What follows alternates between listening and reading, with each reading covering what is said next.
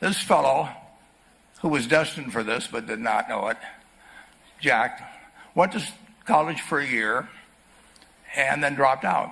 He really wasn't that interested in school. And the year he dropped out was 1941. And when the United States became under attack, he went down to the Army Air Force recruiting station, volunteered, and they turned him down because he had hay fever. So he went over to the Navy and again volunteered, and they took him. They put him on an aircraft carrier.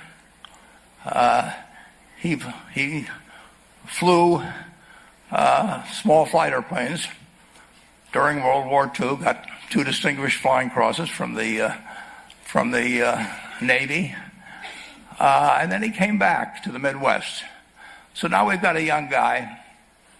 Probably by this time he would be 23 or 24 years old. And the interesting thing is, he got back to the Midwest, and he actually kind of went from one job to another for a short period of, or not such a short period of time. And he finally became a used car salesman at a Cadillac dealership in St. Louis, Missouri.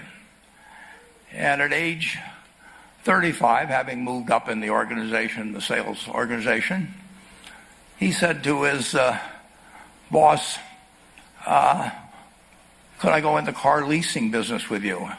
The boss said, well, if you'll cut your salary in half and you'll come up with, it was $25,000 which he borrowed, we can become partners in a car leasing company. So my friend Jack started at age 35 in the car leasing business. And he had 7 cars. It was pretty slow. In fact, one of the things he did was whenever the phone rang, he let it ring 3 or 4 times so people would think that he was very busy answering other phones. And of course, it was the only call he was going to get all day. So his first venture was okay, but it wasn't really going to go anyplace. And there's a lesson in this for all of us.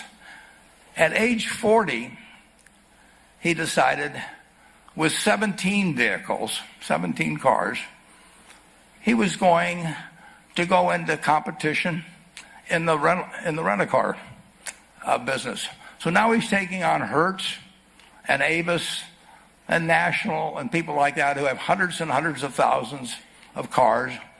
And he's got 17 cars. And his cars aren't any different than theirs. I mean, he's buying them from General Motors or Ford or Chrysler. And he can't get the airport locations. Those companies have them all sold up. But he was determined that he would basically offer the customer, can't offer him a different car, but he can offer them friendlier service than they've ever seen.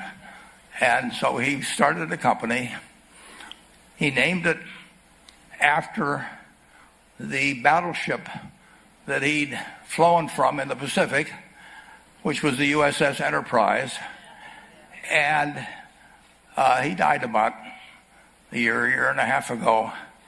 But when he died, his rent-a-car company, starting with those 17 cars, was worth more than Hertz and Avis and all the rest of the rental cars put together.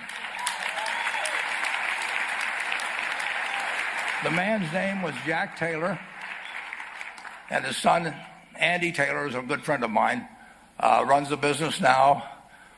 A grandchild is in the business. There'll probably be a 4th generation along the line. So this man, in the United States, he didn't invent artificial intelligence. You know, he didn't do anything that, just like Mrs. B selling furniture, I mean, that any one of us could have entered those businesses.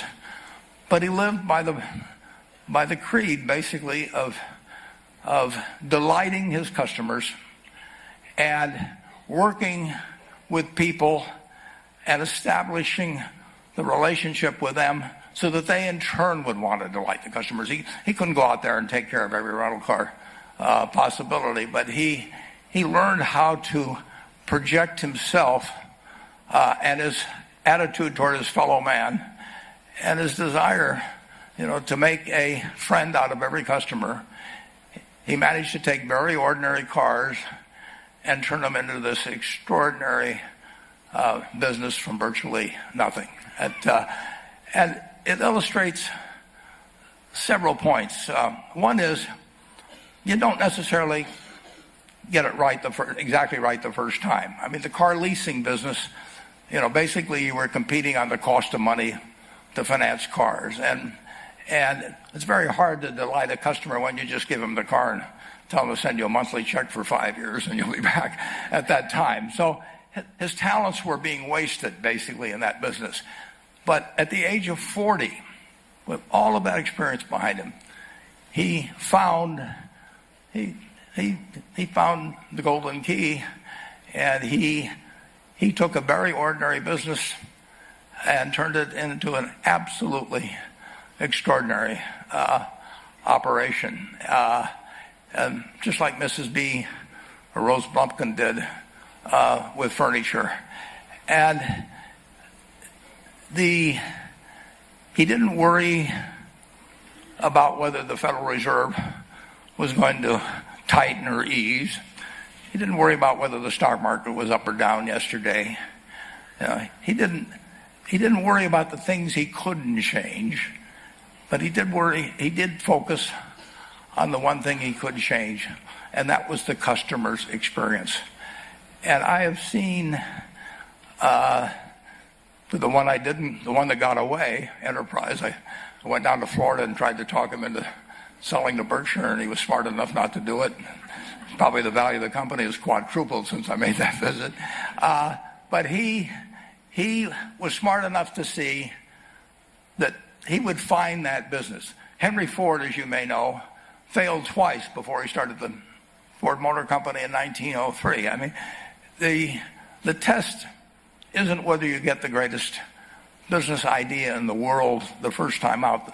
The test is whether you keep learning as you go along what your strengths are and what you can do for your customers, what you can bring especially to the party. And to do that, you need the education that I know you've received through 10,000 small businesses, but you need a genuine desire day in, day out to delight the customer. I've never seen a business, and I've seen a lot of businesses, but I've never seen one that delights the customer that doesn't succeed. I mean, what you want is that customer the next day when they think, do I want to rent a car or do I want to buy some furniture? What goes through their mind? It's the place where they've had a great experience.